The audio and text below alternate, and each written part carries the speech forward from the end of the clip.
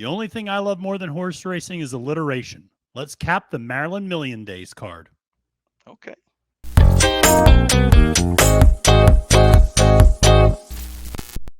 Trust the Profits Breeders' Cup coverage is brought to you by PlayUp Racebook, the most horse player friendly racebook in the industry. PlayUp Racebook is always your best bet. Salutations and welcome, friends. I'm your host, Matthew Desantis. You can find me on Twitter at the handle @FailedToMenace, and welcome to another edition of Capping the Card. This week, as I mentioned in the open, we are going to be ignoring Keeneland, ignoring Santa Anita, ignoring some of the Blue Bloods. We're going to be going to the blue collar track, if you will, right up the road from where I live in Northern Virginia in Southern Maryland, and that is Laurel Park for their big Maryland Millions Day, which is, I think, perfectly situated in the calendar. But before we get to that, just want to encourage all of you to make sure to please check out our sponsor, PlayUp Racebook. There is a sign-up and deposit at PlayUp Racebook, and you will receive a 50% deposit bonus up to $250. Additionally, if you deposit $100 or more before the Breeders' Cup, you will get an additional $25 free wager. Maybe you want to use that on one of the horses that me and my guest will give out today at Maryland Millions Day. Go for it there. So, like I said, make sure to check out PlayUp Racebook. Really appreciate their support of Trust the Profits. And of course, just a reminder to like and subscribe to the Trust the Profits YouTube channel to get all of our content as we get into just the crazy season.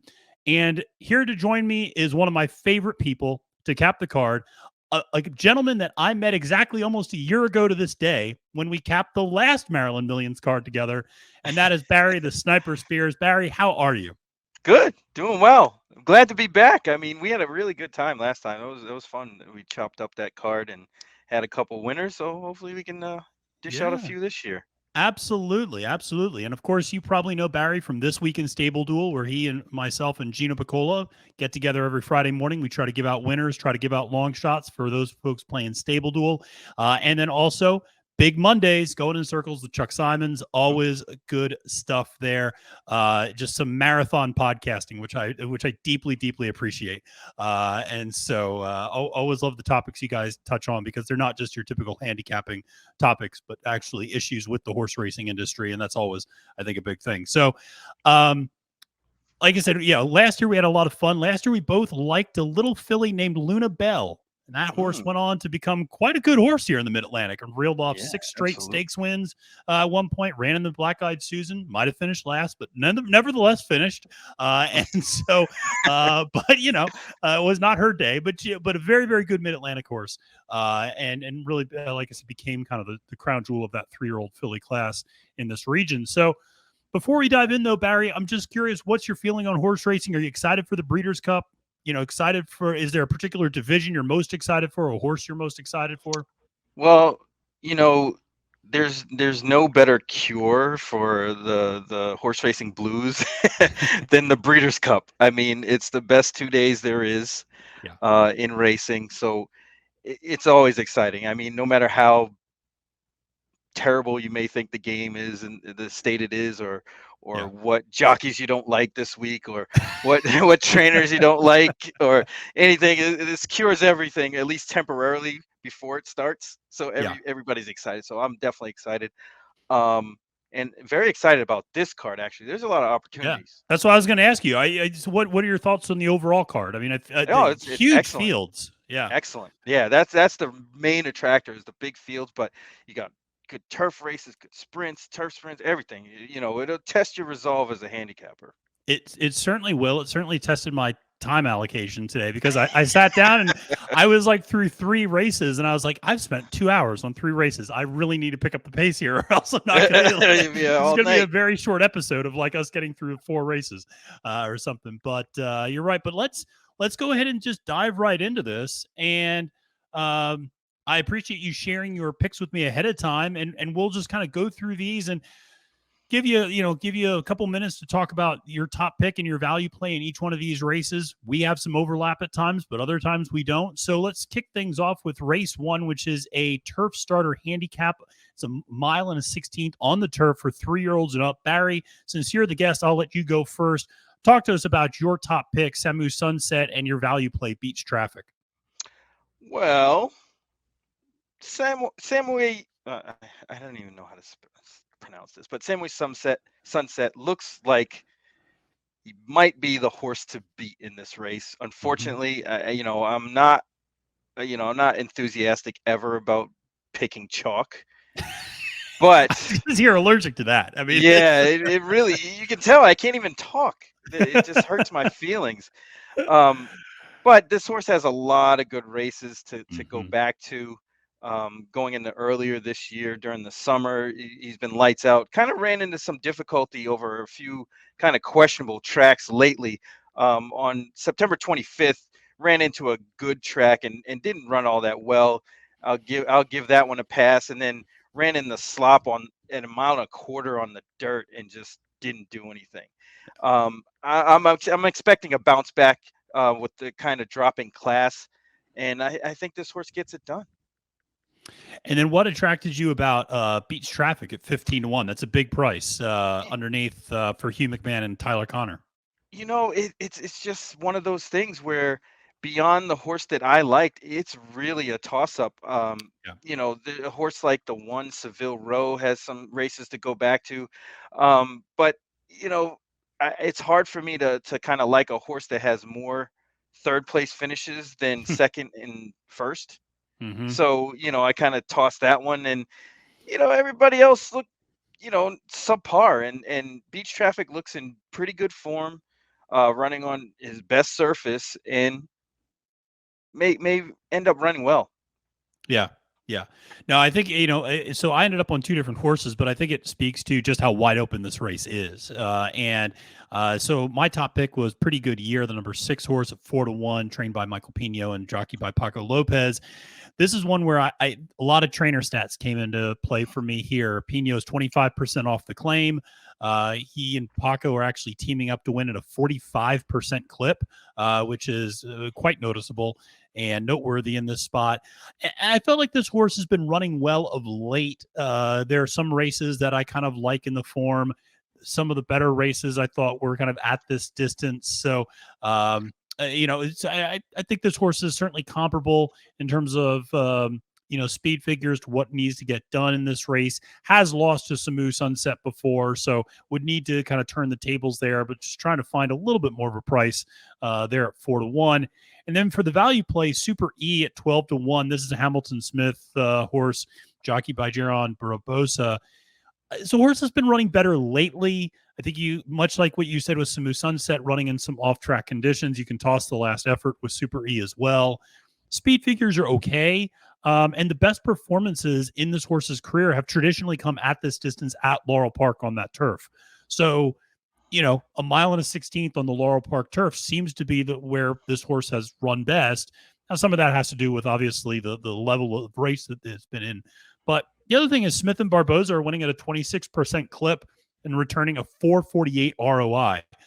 So just blindly betting on that combination will return you more than double your money. So that's kind of why I went there for the first race. But let's move right along because we got 12 races to get through here on the Maryland Millions Day card. And so let's go to the second race. And this is one where we both have the same pick up top and down bottom. We have the exact same way to look at this race. And is this like a law professor? This is a little bit of a law professor. We might have to go all in on the exacta here. But I'll just kind of talk a little bit about it's getting bright down there. Light fell. But this is a starter handicap, 7 furlongs on the dirt for 3-year-olds and up. And my top pick and Barry's top pick is Commanding General. I'll talk a little bit about both of the picks that I made, and Barry, feel free to chime in and add anything else. But Commanding General here, I just thought, quite frankly, this horse feels like he's been keeping better company than a lot of the other horses in this race. And one of the things I do with some of these races, particularly like starter handicaps that I always find are like kind of difficult to know like where they slot in a horse's running lines, is just to look at the purse money. And this horse has been running for more purse money elsewhere. And, has been running for 40,000 plus, and this is a $40,000 starter handicap. A lot of these other horses have been running in like $5,000 starter allowances. And so just kind of comparing that. Paco's ridden this horse before, can handle the distance. 9 for 13 in the money in 2022. Like I said, it's been running in bigger spots. And then for Tauber, the 7 horse, I'm actually surprised we both landed on this one because this is a turf to dirt transition. But the trainer here is just winning at an insane clip. 46% so far at this meet at Laurel, 85% in the money, 19% turf to dirt. So again, a lot of numbers I can throw at you from a trainer's standpoint. But this horse also runs well on dirt. It has 8 times finished in the top 3 out of 12 career efforts on the dirt. So I felt like this was a healthy underneath play. But Barry, what kind of led you to some of these horses, Commanding General and Tauber, in this race? Well, Commanding General, like you said, I thought had a distinct class edge over these horses. And I thought that 9-2 is awfully generous on the morning line. Yeah. I really think this horse is probably going to be second choice, if not the favorite. There's not much in here besides that horse. No More Talk is a horse that has run 73 times, which is outstanding. Yeah. And finished second 15 times and only finished first 10 times. So, I try to stay away from horses like that because they tend to be quote unquote pack animals, and they just run with horses and don't want to finish. Yeah. They've run into each other a few times, but a horse like Wolfman, who is going to be vying for favoritism, has a lot of speed, but I still think that the one Commanding General has a really big class edge here and should get it done. Tauber was kind of an interesting horse. I thought, since that layoff, the horse has been running lights out. Yeah. I mean, he kind of runs pretty good every time anyway. But this time you're probably going to get a price. I mean, the last 3 times he was odds on favorite and got it done 1 out of those 3 times, which is why I didn't put him on top, because it seems like he likes to finish second or third quite a bit, which is a problem with a lot of these horses actually in this race. But Tauber seemed like the best of the rest in very, very good form. Trainer's ridiculously hot right now, so had to throw that one in there. Yeah, absolutely. So let's move to race 3, and lightning's going to strike twice. I got news for you, because we both have the exact same pick and value play in race 3. So if you're watching along, this should probably tell you something that Barry and I approached. While we have some overlap in terms of our strategy, a lot of times, the fact that we both end up landing on a lot of these same horses should probably tell you something in these 2 races.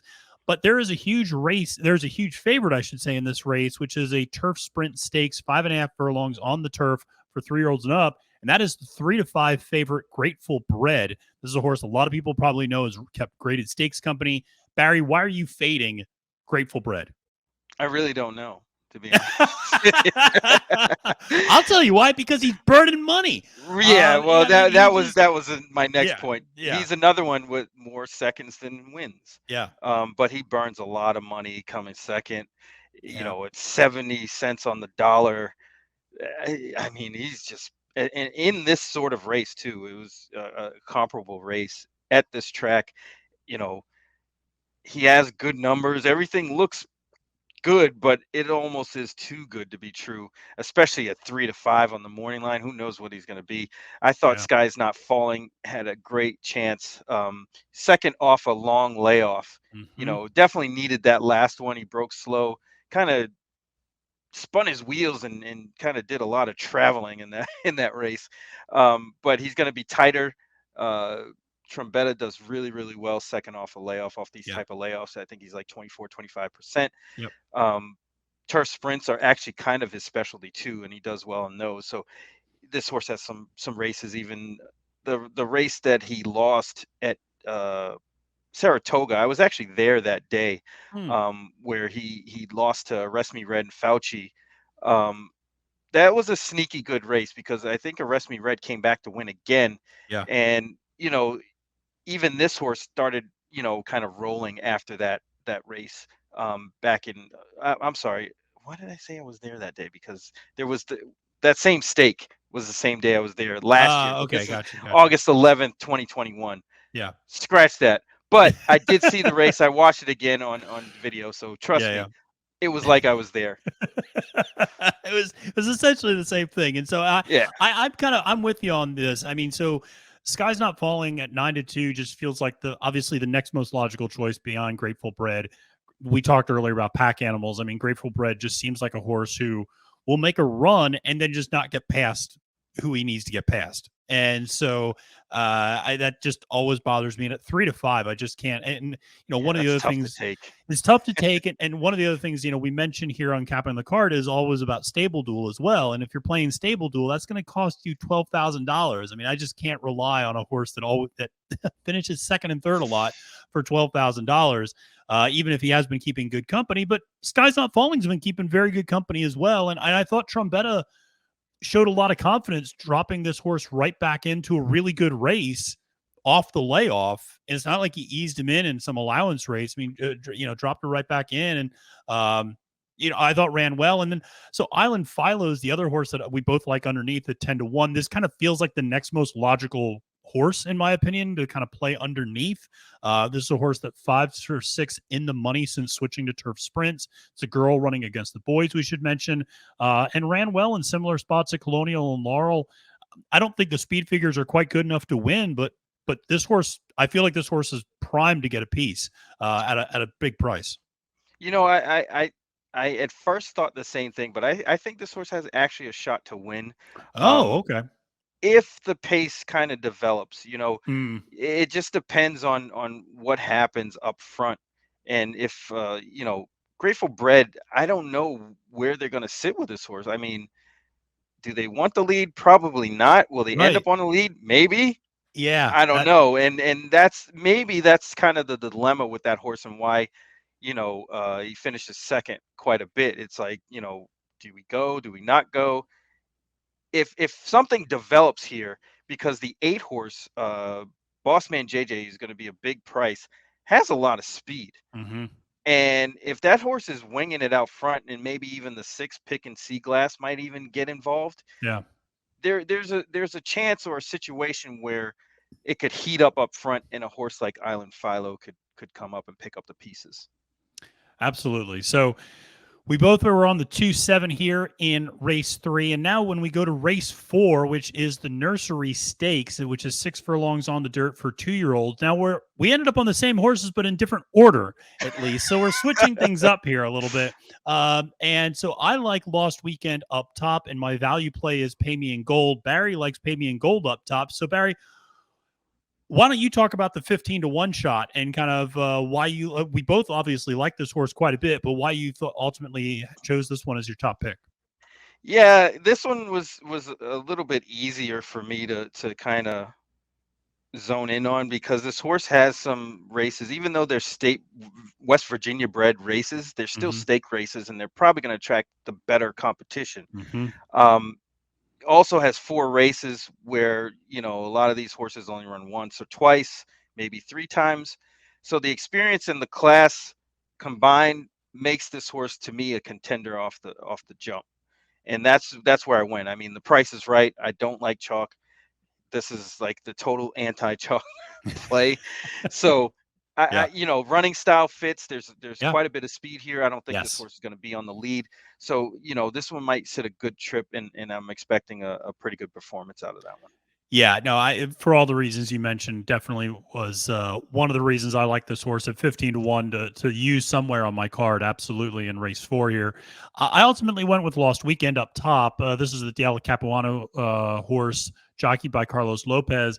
Capuano is 26% winning with 2-year-olds.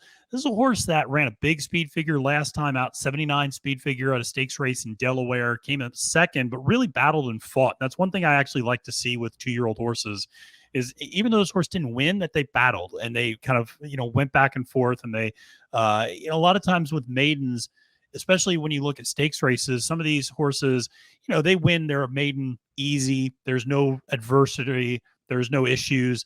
I like to see a horse that has some battle scars in these types of races.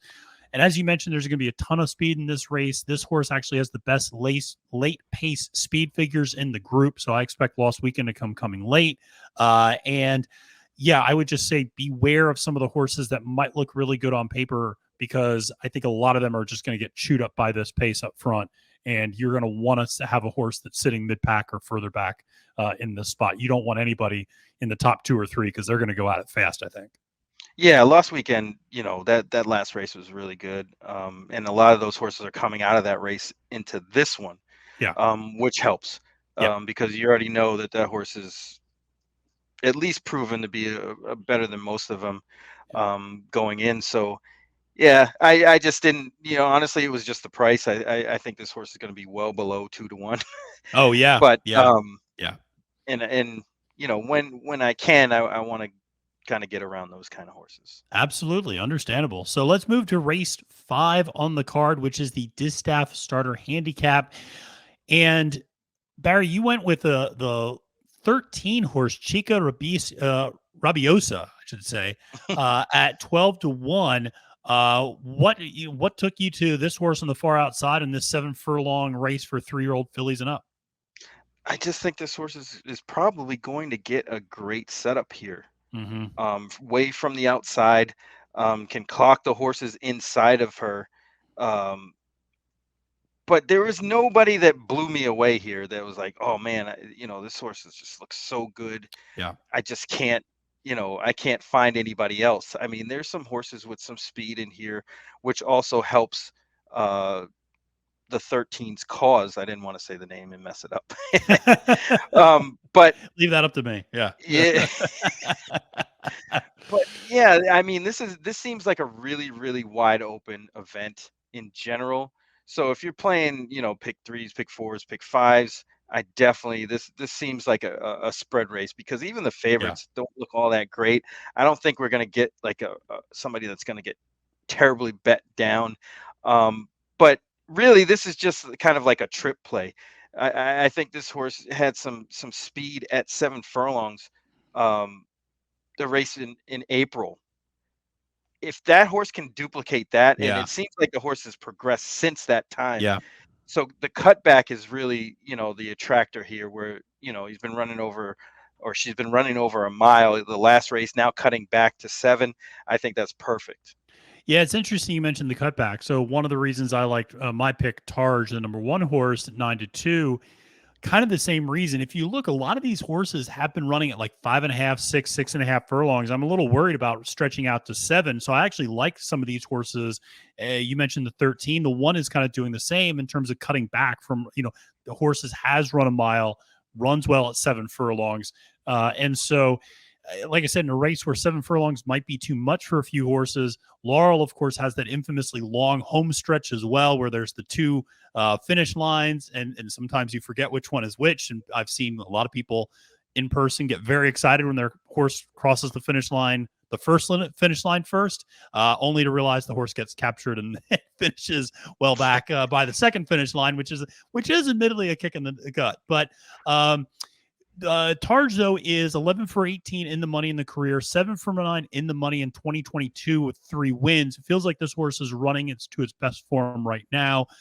So that was my top pick, but we both landed on Sheriff's Kid as kind of the best value play in this race. I agree. It's a pretty wide open field. I would spread in playing a pick sequence as well, but this horse, it feels like 10 to 1 is not the price you're going to get, because this horse looks a lot better than 10 to 1 in my opinion. Speed figures look good. This horse seems like it's racking up confidence, likes to win. I don't know. I don't think you're going to get 10 to 1. Do you think you're going to get that price? No, probably about half that. Yeah, that's what I'm thinking too. Considering the rest of the field. But yeah, this horse is in razor sharp form, and coming in from Charlestown, been actually keeping pretty decent company in comparison to everybody else. Fits in this spot very, very well. Yeah. And I expect a good effort.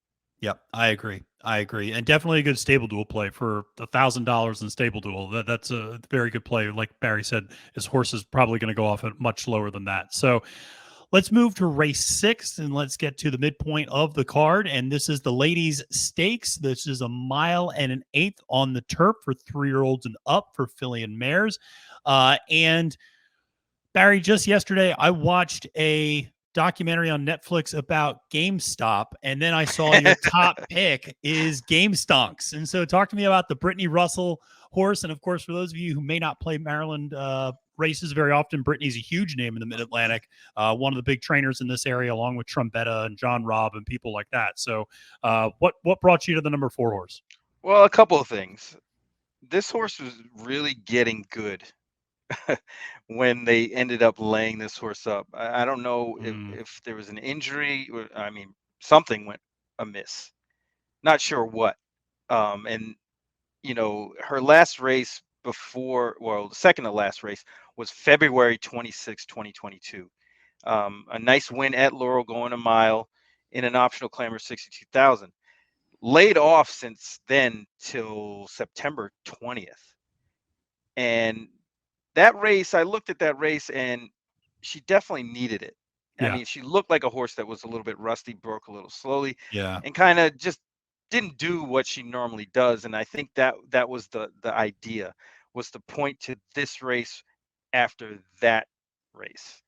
So that being said, second off the layoff, in a good spot. This horse, showed some really, really good potential before that layoff. And then the second reason, or another, just added on that, I'm not really too keen on Coconut Cake off that kind of a layoff, who's probably going to be the favorite.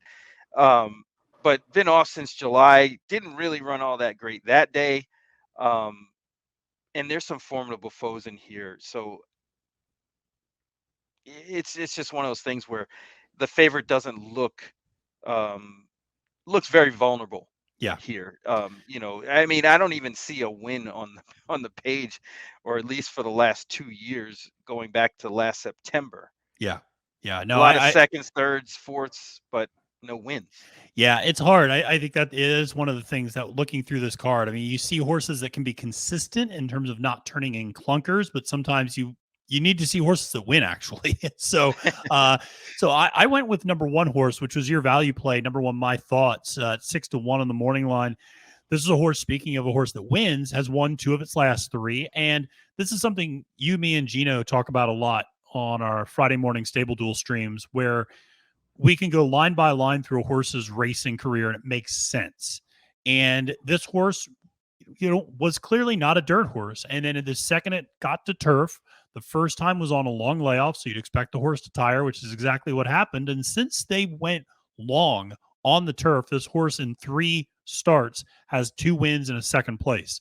So this horse has shown the ability that it likes to go long, it likes to go on the turf. And I just think she's primed for a good upset, or primed for a good race, I should say.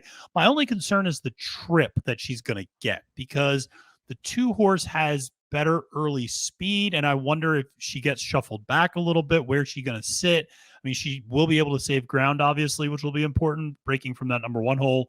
I actually hope she sits mid-pack and then makes a run.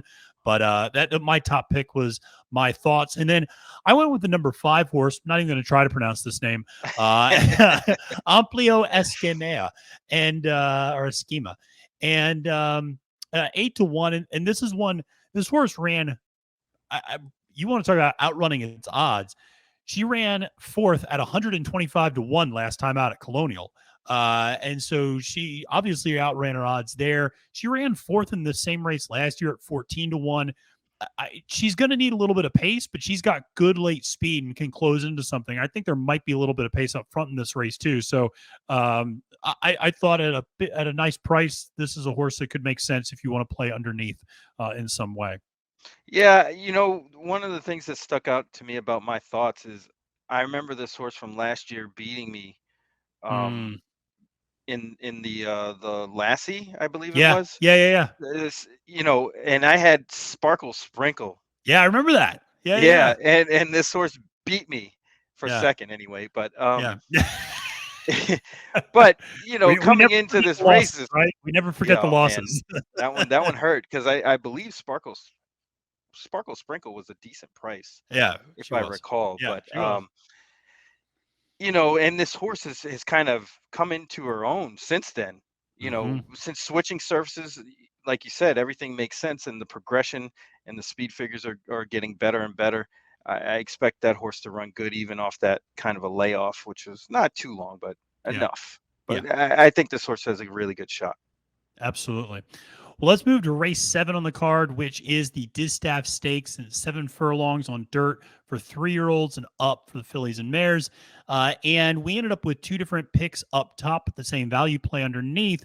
Barry, I'm going to let you talk about Malibu Beauty a little bit. What drew you to the number 2 horse here? Yeah, I know. It's a Chalky horse. Yeah. What's up with this, Barry? Well, a second choice. But I think they might flip flop, and this horse might be the favorite because it looks on paper that Malibu Beauty is lone speed here. Yep. I know there's horses that are going to be close, but I don't think anybody's going to beat this horse out of the gate. And I just think that she'll have her own way.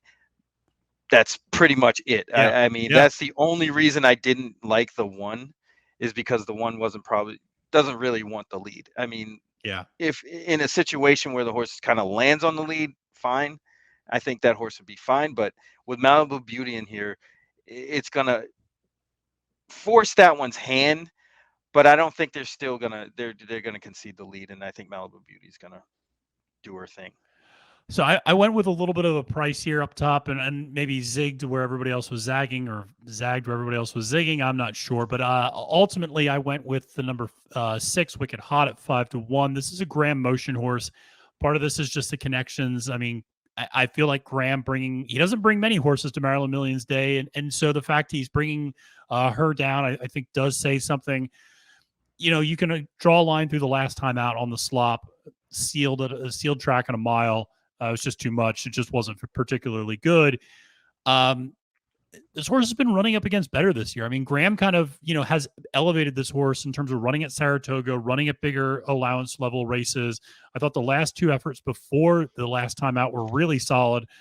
Second at Saratoga, 2 back in a $110,000 allowance race. So I thought that was promising effort, and I think this is a horse that's progressing. Wanted to try to beat chalk in some ways, and I just kind of thought, well, Graham Motion, Fergal Lynch, those 2 might have something up their sleeve here in this race. More of a gut feel in this spot. But then the number 3, Breviary, it makes a lot of sense underneath at 8-1. I think this is a horse that's been very, very consistent and ran well. Actually beat some of these horses at the Timonian Distaff just a couple races back. So what attracted you about the number 3 horse in the spot? The running style. I think if a situation kind of develops up front with the 1 and the 2, the next couple of horses would be the 3 and the 6. Yeah. And sometimes it's just being a little bit farther off of that pace is better than being closer if they do heat up. And that's the only reason I went Breviary over the 6. Yeah.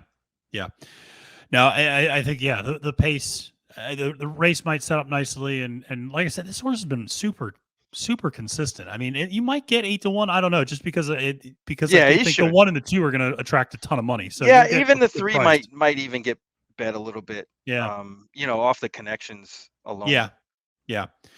So let's move to the 8th race on the card, which is the Lassie Stakes. Sparkle Sprinkles. We'll try not to bring that up again from last year. But this is 6 furlongs on the dirt for 2-year-old fillies. I think this is the one Luna Bell was in last year too, where she was closing like a freaking freight train. And if that race was like an extra 50 yards, she would have won by open lengths. But they had a stranglehold on her about 12 lengths off the pace from the beginning, which was I was just screaming, which I normally do not do at the track, but I was quite upset. So we ended up after agreeing in a lot of spots here, we ended up on 4 totally different horses in this place. So I ended up on this number 6, Chickiness. I don't know if I'm going after. I've been playing maybe Assiniboia Downs too often. Sheldon Chickiness is a jockey. Oh, that's right, the jockey. Yeah. So I don't know if that's what I was just attracted to, but listen, this is a horse that's. I can already hear what you're going to say, Barry. This is a horse that's probably finished second too many times, but I think it's run against very good class, very good competition. I think she get a really nice trip here. And it's Jamie Ness, like it's lights out. And Jamie Ness, I think won 6 races at Parks the other day. Yep. I want to say, and I mean, so his barn is doing what his barn does. And so that's where I went ultimately with my top pick. I did like Basarati at 10-1, the number 4 horse. Really like the connections. Brittany and Sheldon Russell, always trusted names in the Mid-Atlantic. Sheldon, obviously, and Brittany are husband and wife, and Sheldon's recovered from a pretty bad ankle injury that he suffered last year, almost 2 years ago now. And so always good to see when they team up.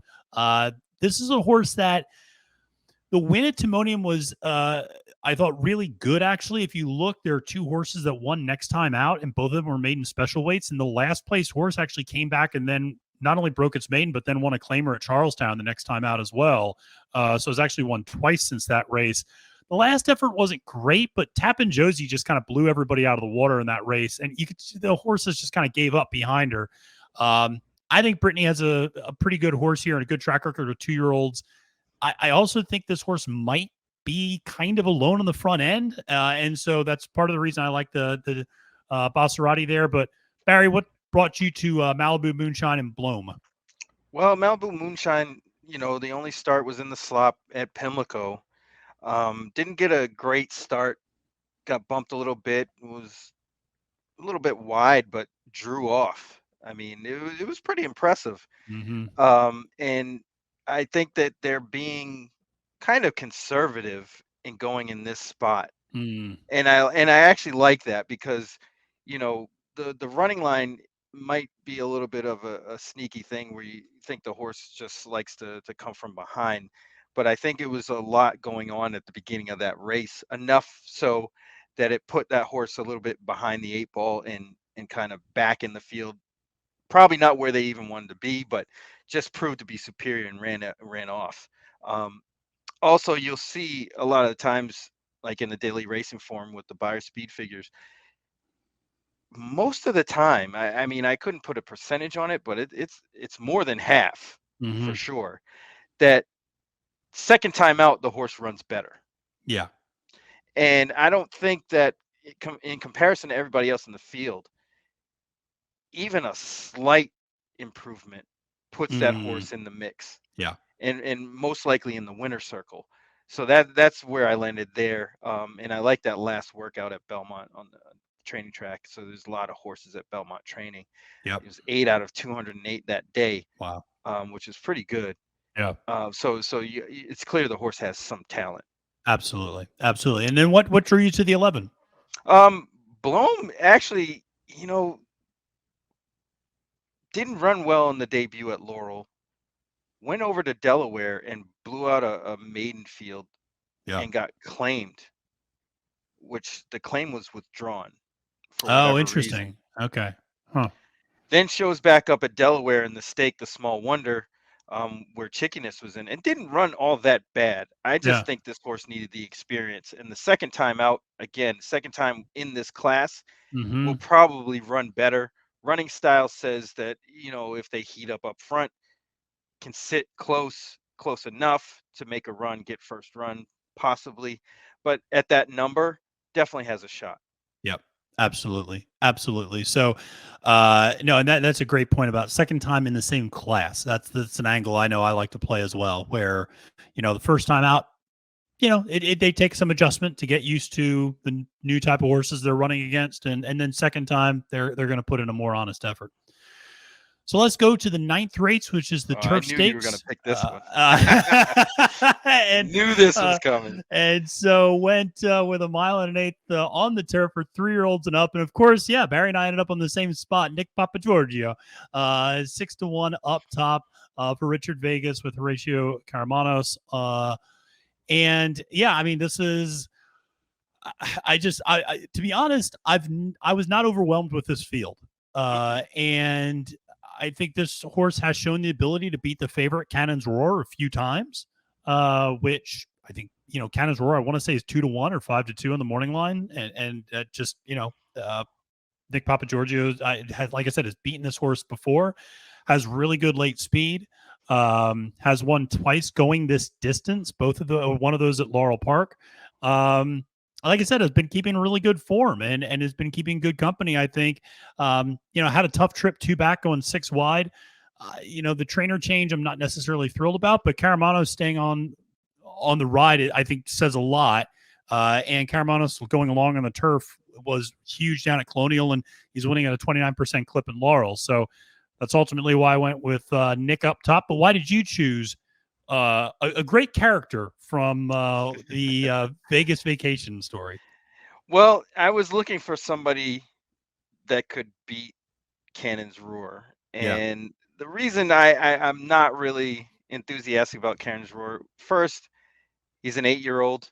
Yeah. Secondly, he has more seconds and thirds than he has wins. Yep. And that always screams like a horse that just wants to run second. Yeah. I mean, even in the daily racing form, no wins on the page. Yeah. None. And I think there's like 20 races there. Yeah. And it's been a while. So, I mean, the horse didn't win in 2021. Right. Doesn't have a win this year. Probably not going to get it unless it's this one. Right? I mean, maybe right. has one more start. Yeah. You know, and I just think that this horse runs well, will always run well, will get bet, and run second or third. Yep. So, you know, that was really what the catalyst was for me to shop around. I ended up on Nick Papagiorgio because this horse has some races to run back to, runs well in this kind of company.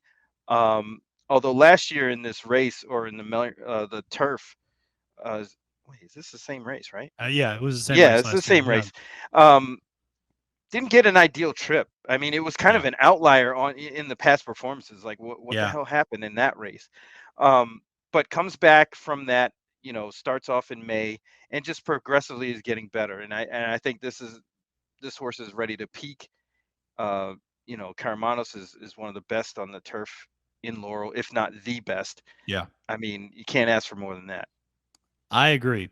So I ended up on I'm sorry, I did not end up on Crabs and Beer. You did. I ended up on Wicked Prankster underneath. It's a value played 8-1. This is a horse that's going to go out to the lead and should be loose in the lead. So Street is probably going to go out there as well, the 4, but I just don't think it's fast enough to really put too much pressure on Wicked Prankster. And you know, all you have to do is really look over the last couple of times Wicked Prankster has gone 1 1/8 to know what's going to happen, which is he's going to fade, but he's not going to fade to oblivion. He's going to capture something underneath. And at 8-1, it just felt like this is a useful horse to use in a trifecta or something like that. But you know, do I think this horse has the ability to wire the field? Probably not. But I also don't think this horse is the type that's just going to fade into, you know, off the board.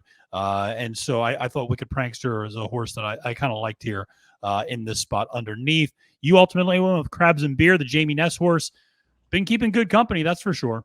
Yep, that was really the attractor there. I remember I placed a pretty good bet on this horse while I was at Epcot. I was at Epcot in line for Ratatouille. And love it. The Murphy was going off, and I like this horse a lot. Yeah. And you know, just didn't change leads. Basically, that was the deal. Yep. I mean, was in range, was right where he needed to be, and just didn't change leads.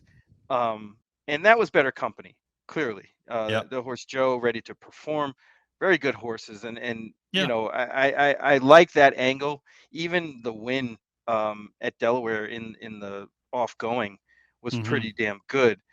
Yeah. But for whatever reason, he's like, you know, kind of wishy-washy, and I don't like the post all that much. That's why I didn't pick this horse on top. Yeah. But I still think this horse is going to give a good account of himself.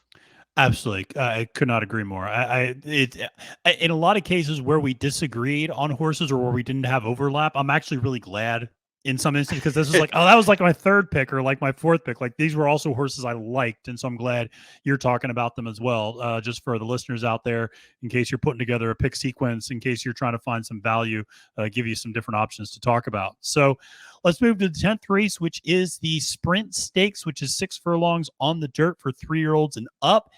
And this race might show you the difference between me and Barry to some extent, because I went ahead and just choked on that chalk up top with the 11 for the love of bourbon, 8-5 Pino Lopez connection. I mentioned it before, winning at a 45% clip. This is a horse that's won 5 straight. 3 of them have been stakes races. Shown he can win from off the lead or on the lead. A lot of versatility between 6 and 7 furlongs. Won in the slop last time out. Just really like this horse. This was one of my stronger opinions on the day, but What took you to Air Token, the 12, which is a horse I absolutely took a look at, but for an underneath play potentially. But what made you pull the trigger up top here? Well, I'm going to be honest with you. This is the horse that I like the most on the card. I love it. Fantastic.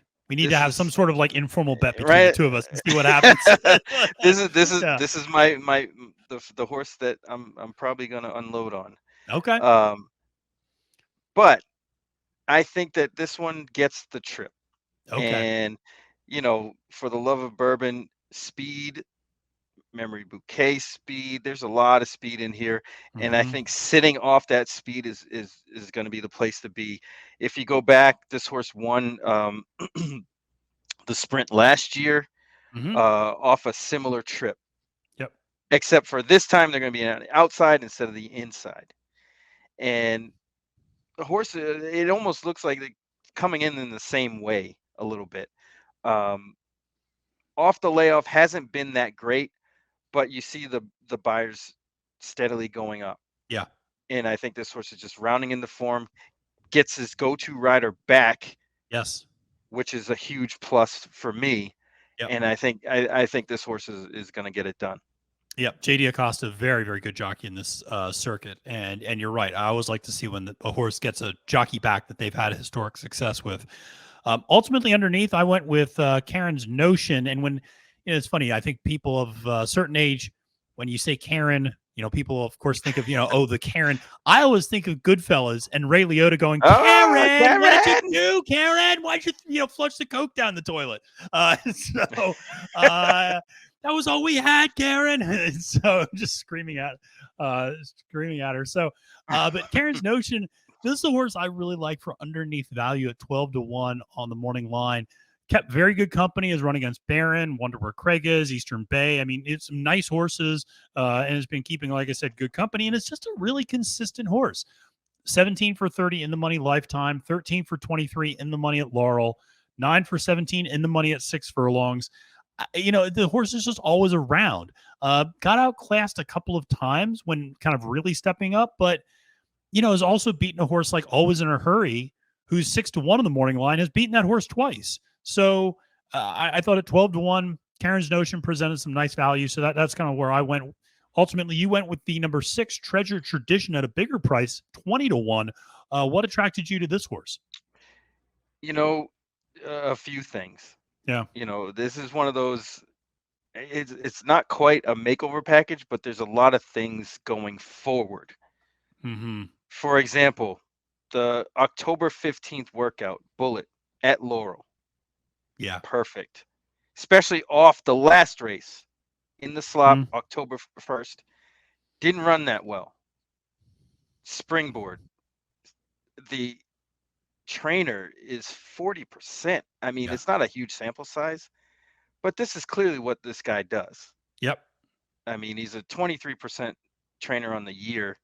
I think he ran 4 horses at Laurel. So, before the layoff, this horse was running razor sharp. I mean, he's 2 for 5? Yeah, coming in and steadily up the ladder. That includes a maiden win. Then he jumps up into allowance, $70,000 allowance race, runs bang up, then basically takes a drop in class into a restricted state bred kind of race and wins going away. Laid him off since March, ends up in October, runs okay. Just got tired because I'm going to attribute that to the layoff. Sure. Gets that one workout. This is the time to go. Whether he can win or not is another story, but I think this horse is going to run good at a big price. Might be bigger the price than the morning line, actually. Yeah, I would believe that. I think that tends to happen in these types. I mean, a horse like For the Love of Bourbon is probably going to get really bet down and going to get crushed, and everybody else is going to float up because of that. And so, yeah, that's the beauty of when you do have a horse that's getting crushed. That's where suddenly a horse that you thought was a decent horse at even 8-1 Air Token, 20-1 Treasure Tradition is going to start floating up and up and up. And so that is always good news for us. But let's move to the 11th race, the Classic Stakes. This is the headline race on the card, 1 mile and 1/8 on the dirt for 3-year-olds and up. And we ended up on a bunch of different horses here because I think this feels like a pretty wide open race, to be honest with you. Yeah. And I ultimately ended up with Ain't to Beer Cold, the Kenneth Cox horse, jockeyed by Sheldon Russell up top. I thought this horse would sit a good trip behind the speed of Monday Morning Quarterback, who I think is not the same horse that finished second to Happy Saver 2 years ago. And if this horse can replicate the run it had 2 races back at Laurel, I think that would be ideal. It's beaten some of the other strong competitors here. I thought the last workout was really stellar. So I just really think the 5 is ready to fire at 6-1. But you went with an even bigger price up top, the 4 Torch of Truth, and went back to that Michael Trombetta well. What led you there? Yeah, you're gonna notice a theme here. Hey, there are certain trainers you just trust here. I get it. It's a good angle. Yep. Yeah, absolutely. It's almost like the last horse I talked about. Yep. Same kind of deal, except no bullet in tow. Yep. Second off the layoff since March, ran okay, kind of just was out there. Trombetta's numbers second off the layoff are pretty damn good. Yep. This horse has some races to go back to, including a race in February. That ran well in, but didn't win. I mean, got a 91 buyer, but didn't win that race. Wasn't even close. Right. Yeah. That was the race before was an open optional claimer for 50,000, won at 1 1/8 miles. I mean, this horse shows up, and if Trombetta and company get any kind of pace to run into, this horse is going to be right there, and I think they're going to get it. There's enough speed in here to make it interesting and kind of heat up a little bit. And like I was saying before, sometimes you don't want to be stalking a really hot pace because you get beat by a horse that's laying a little bit further back. Yep. And that's the difference between me picking that horse, the 4, and the 5 Ain't the Beer Cold. That's the only difference. Yep. No, that makes all the sense too. And we should ask, all the horses that were, stalking Summer is Tomorrow during the Kentucky Derby, how that worked out for them. When it's a hot pace, you want to come from the back. I mean, that's right. That I love the horse Simplification, but that horse lucked into a really good trip that day.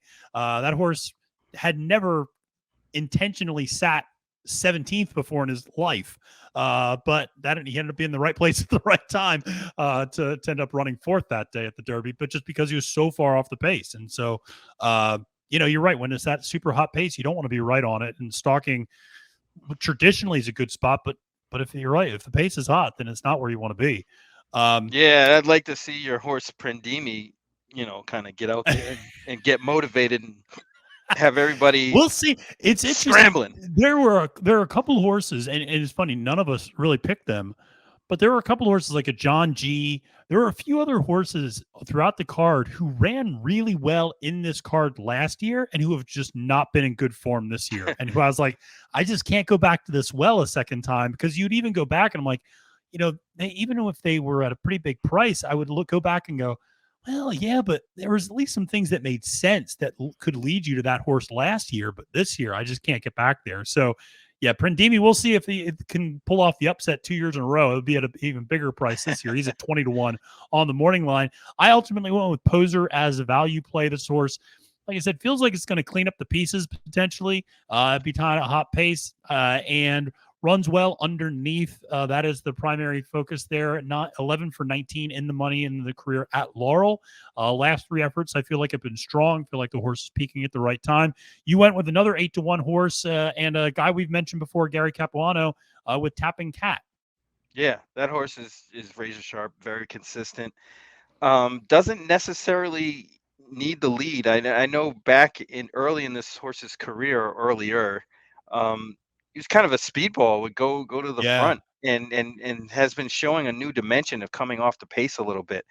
I know they're stretching out, so they're gonna be forwardly placed, but I think this horse can hang around. I mean, they'll have a pretty good idea of what's going on, especially if a horse like Prendimi just goes, because that horse the 2 Tapping Cat can just sit, right behind that one and kind of almost get a draft behind that horse, hopefully, and kind of make a move and see, where he's at. I mean, he's not coming in with the greatest form, Mm-hmm. but he's not that bad. I mean, No. it was kind of bizarre to me that they went to the 6 furlong race, but I Yeah. think they may have just tried to get the money there and try to get a race in and gets a little bit of cash, which they did do, Yeah. because he did finish third.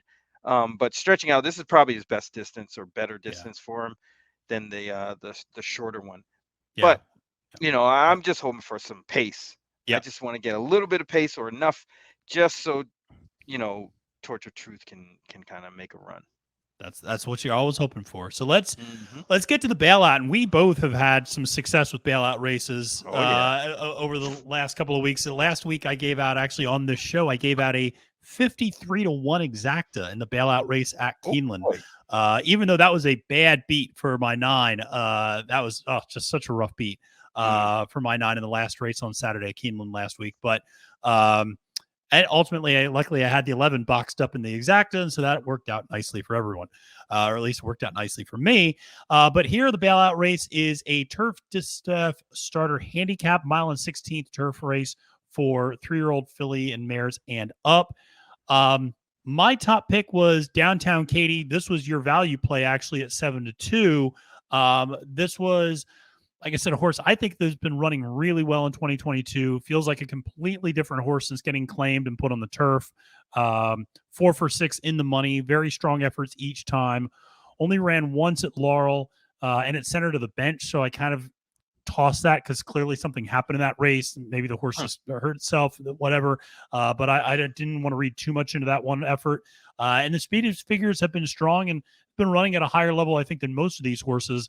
That's ultimately why I ended up on Downtown Katy. But you ended up on a horse I was really intrigued by and almost came close to pulling the trigger on, the 7 Brushing. So I'm interested in what made you choose this one.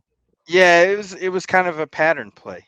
Yeah. If you look back in 2020, that horse ran September 23rd, 2020, in a 7 furlong race at Mountaineer and won.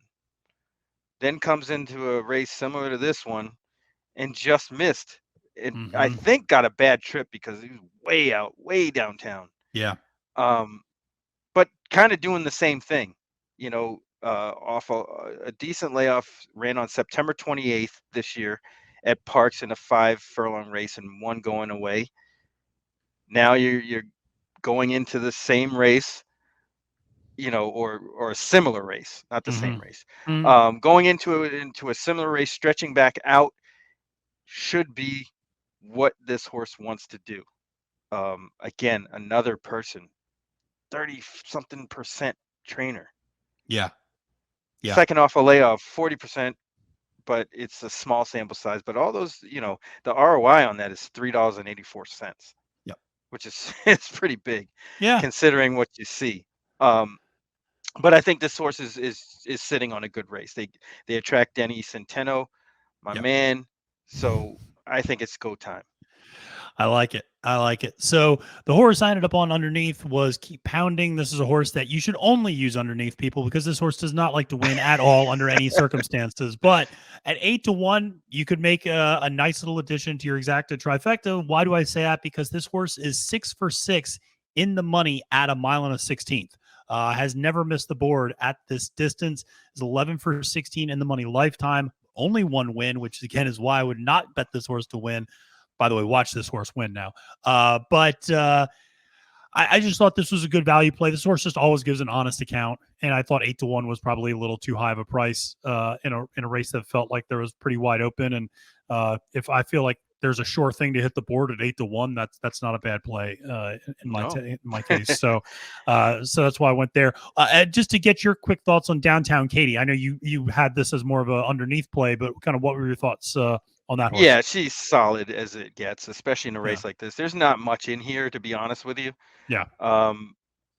But she's as consistent as they get. And not to mention the silks of the owner have a crab on it. So it's Maryland. You gotta go with that. That's why you gotta grow crabs and beer, and you gotta go with Downtown Katy. Yeah. In the bailout, absolutely. So we made it through 1 through 12. We did it in like less than an hour, which is amazing. It may be because our regular Friday morning co-host Gino Piccola is not here to interrupt us with singing and 57 tangents, but that's why we love him. And Barry, before we go, let the people know where they can find you and what you got coming up here in the next couple of weeks as we lead up to the Breeders' Cup. We're doing I think we're doing a Going in Circles podcast Breeders' Cup show. I think, I'm not sure yet. We haven't really decided, but I'll definitely be around doing some stuff for Breeders' Cup for sure. So it's kind of laying low a little bit. This is probably like the last thing I'm going to do before we start ramping up for the Breeders' Cup in a week or so after pre-entries come out. Yep. So I'm just ready for that. All right. So I got one final question for you, and to put you on the spot. Are you fading Flightline, or are you going to just of course? Of course. I love it. Of course. There's so many ways that horse can get beat.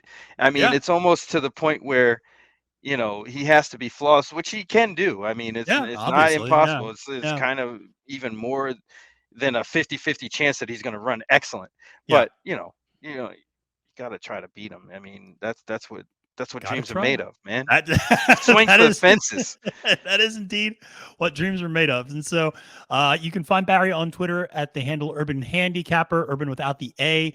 And like I said, you can find him every Friday morning with me and Gino Piccola on This Week in Stable Duel. Monday mornings, big Mondays. Sometimes they're more Tuesday mornings, but big Mondays, nevertheless, with Chuck Simon. Those are always really great pods. So Barry, thank you so much for coming on today. Really appreciate it. And just to remind all the listeners out there to check out our sponsor, PlayUp Racebook, where you can sign up and deposit at PlayUp Racebook and receive a 50% deposit bonus for up to $250. Additionally, if you deposit $100 now or more before the Breeders' Cup, then they will give you an additional $25 free wager, which you can use to fade Flightline. There you go. Freebie. Free $25 on Taba. All right, there you go. Whoever you want to end up choosing in that race, because everybody's going to be at a good price other than Flightline. So, Barry, thanks again for coming on. All the best. Hope all your tickets cash, and hope all the folks out there listening, hope you have a great day. And remember that it's now post time. Trust the Profits Breeders' Cup coverage is brought to you by PlayUp Racebook, the most horse player friendly racebook in the industry. PlayUp Racebook is always your best bet.